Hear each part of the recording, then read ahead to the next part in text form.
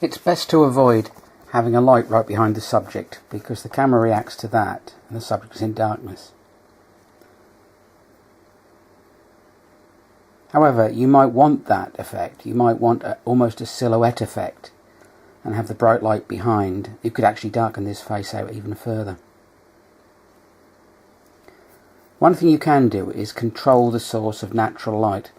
What I've done here is the room is quite dark, but I've just put pulled the curtains across. So what you get is a side lit face and therefore a darkened other side of the face.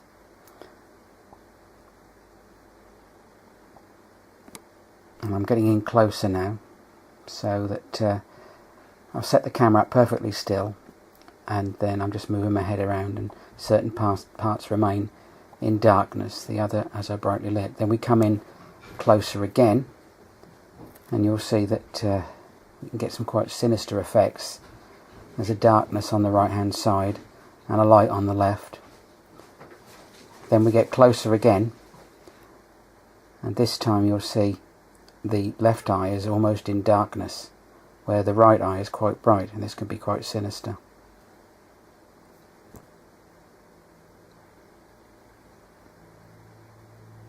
Now this is in an unnatural light, just a room with most of the daylight cut out, but we can actually use an unnatural light source. Here's just a small lamp which I'm going to use to position round the subject to get particular lighting effects.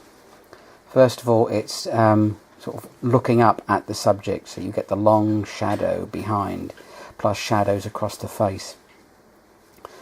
If we get in a bit closer, then you've got a similar effect with the light from the natural source, but you get much sharper, darker shadows, which is an effect you might want to achieve.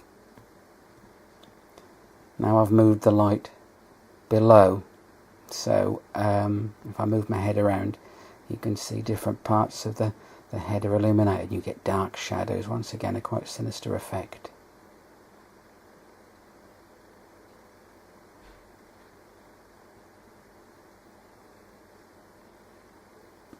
In this one I've got the light slightly to the left and looking at me. So it's very bright lit at the bottom, almost in virtual darkness at the top.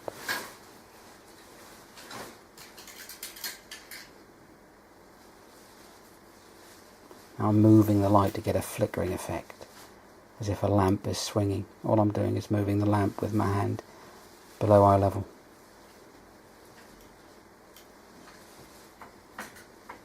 And I'm getting closer again. You can almost darken out one side of the face. Looking very sinister there. Using candlelight, the camera will pick you up, but you can see there's a grainy effect. This can be quite atmospheric, but it should be used cautiously because you lose a lot of definition.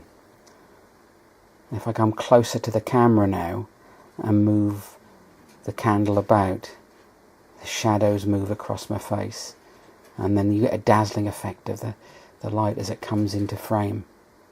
So you can play around with movement and light.